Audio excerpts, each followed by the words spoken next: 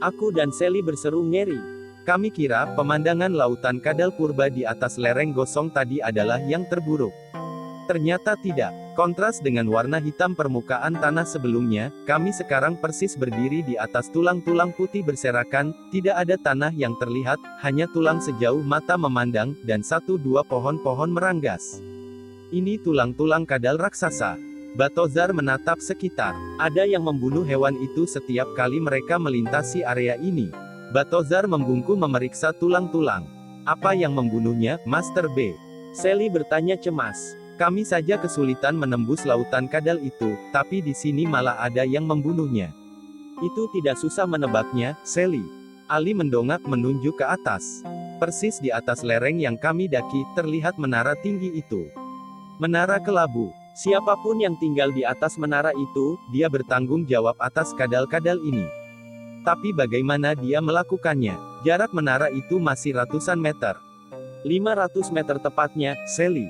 Batozar ikut mendongak, dia menghitung cepat dengan memperkirakan sudut dan tinggi menara. Menara itu pasti dilengkapi sistem pertahanan, mencegah orang atau hewan mendekat.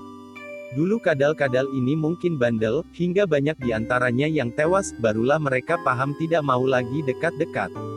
Terus maju anak-anak, tujuan kita sudah dekat, Batozar berseru. Sally hendak protes. Bagaimana mungkin, Batozar santai sekali bilang terus maju. Siapapun di atas sana pasti tidak bersahabat. Kadal-kadal ini saja takut mendekat. Splash, splash. Batozar telah melakukan teleportasi mendaki lereng.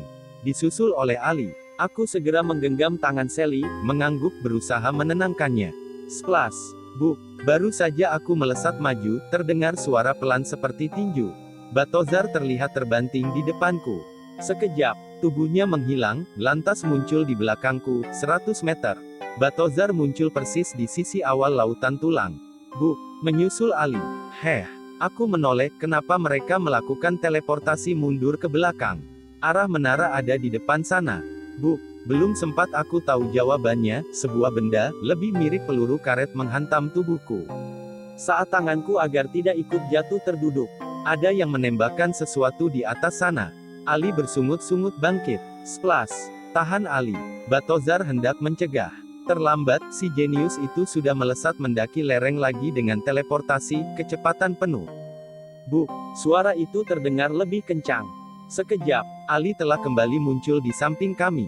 Terbanting jatuh, tulang-tulang berserakan. Wajahnya meringis kesakitan. Tahan semuanya, anak-anak. Batozar berseru serak. Mata merahnya berputar-putar, menatap tajam menara tinggi di atas lereng. Siapapun di atas sana, dia serius. Ingat kalimat Tuan Entre, itu mungkin masih peringatan satu, agar kita menjauh. Berikutnya boleh jadi amat berbahaya. Batozar menunjuk tulang-tulang kadal raksasa di sekitar kami. Aku ikut menatap menara batu itu.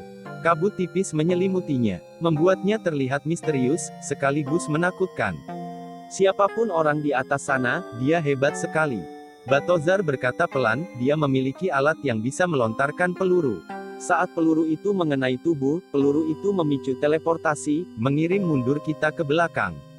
Tapi bukan itu kehebatannya, melainkan dia bisa menembak dengan sangat akurat saat kita sedang melesat cepat, itulah teknik terhebatnya. Apakah itu Archie? Sally bertanya. Batozar mengangguk. Tidak salah lagi. Apakah dia sendirian di atas sana? Aku yang mengangguk. Baik anak-anak, kita berpencar, kita coba sekali lagi maju dari 3 titik sekaligus. Lakukan teleportasi secepat mungkin. Semoga salah satu dari kita berhasil mendekati menara itu, dan berhasil mengajaknya bicara. Aku dan Ali segera mengambil posisi masing-masing, terpisah 200 meter. Sally tidak ikut, dia menonton.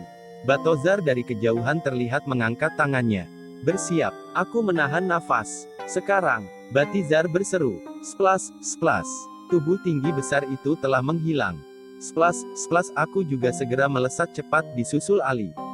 Tubuhku terbanting ke belakang, lantas sekejap menghilang, muncul lagi persis di area Sally menunggu. Kali ini aku tidak bisa menjaga keseimbangan, tubuhku mendarat terduduk.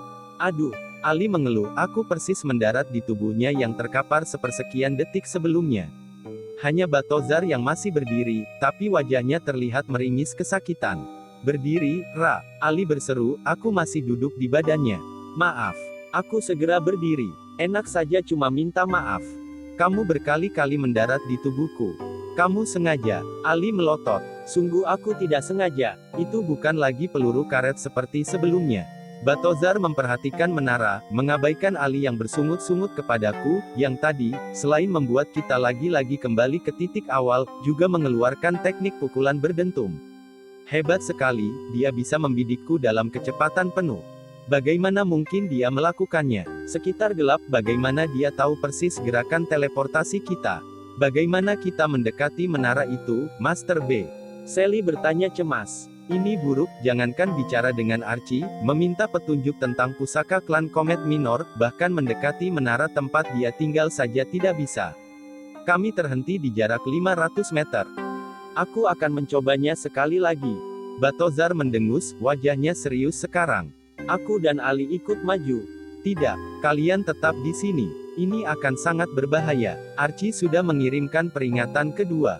Aku tidak tahu peluru jenis apa yang akan dia tembakkan untuk yang ketiga kalinya, tapi jika menyimak kalimat Tuan Entre, itu boleh jadi sangat mematikan. Batozar melepas jubahnya, meletakkannya sembarangan di tanah. Apa yang akan dia lakukan? Batozar konsentrasi penuh, matanya terpejam, lantas dia menggeram. Tubuhnya segera terangkat ke udara, mengeluarkan cahaya terang. Batozar mengaktifkan kekuatan penuhnya. Dan tidak hanya itu. Sekali lagi dia menggeram, tubuhnya membelah menjadi puluhan, 32 tepatnya. Super Badass. Ali mengepalkan tangannya. Batozar ternyata menggunakan teknik itu, membelah diri. Sekejap, puluhan tubuh Batozar melesat mendaki lereng. Cepat sekali. Boom, boom, boom. Terdengar susul menyusul. Jika saja situasinya berbeda, kami tidak dalam suasana menegangkan, aku akan termangu menyaksikannya. Lihatlah, sekali peluru itu mengenai sosok-sosok Batozar, sosok itu terbanting ke belakang, meledak terbakar. Sosok-sosok palsu, Batozar terus berjatuhan. Jangankan tiba di menara, teknik hebat Batozar bahkan tidak berhasil melewati radius 200 meter. Splash! Splash! Tubuh asli Batozar kembali ke samping kami. Di sepersekian detik terakhirnya, dia memutuskan mundur, membiarkan 31 sosok palsunya terbakar hangus. Hebat sekali. Nafas Batozar tersengal, terlambat sedikit saja, aku akan bernasib sama dengan kadal-kadal ini. Batozar tetap memuji siapapun lawannya di atas menara, tidak peduli jika lawannya nyaris membunuhnya barusan. Aku punya kabar buruk, anak-anak. Kita tidak akan bisa mendekati menara itu dengan teknik teleportasi. Kami bertiga berseru pelan.